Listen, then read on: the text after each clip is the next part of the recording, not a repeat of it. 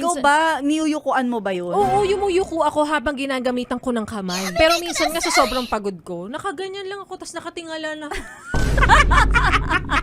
Mabilis ka bang mangalay? Pag dire-diretso kamay lang ang gamit mo. Ay, oo. Kasi may mga time naman na di ako gumagamit ng kamay. Ginagamitan ko ng ibang parte ng katawan.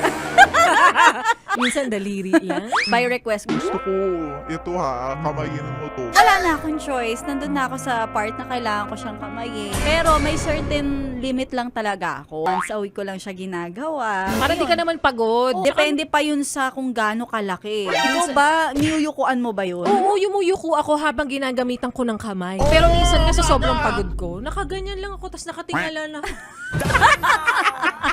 Pagod na eh. Nakangalay na yung batok ko eh. Kaya minsan nawawala na ako sa momento. Hindi Tawan mo pwede yan. yung putol-putol yung ganito, mga 5 minutes, tapos papahingahan mo. Hindi, dapat Correct. go, kaya mo yan. Go lang ng go. Tapos laging mindset mo, sige pa, konti na lang. Makakatapos ka rin. Konti na lang.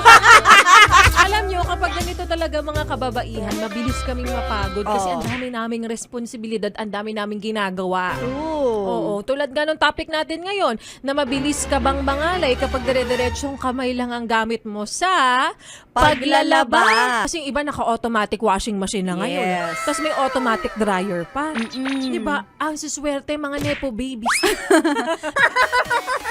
Napayes ka ba sa napanood mo, yes friend? Alam mo na ang gagawin mo, ha? Hit like and subscribe. And click the notification bell para ma-update ka namin. Kung gusto Gusto mo, mag-comment ka pa. Hindi ka namin iisnabin.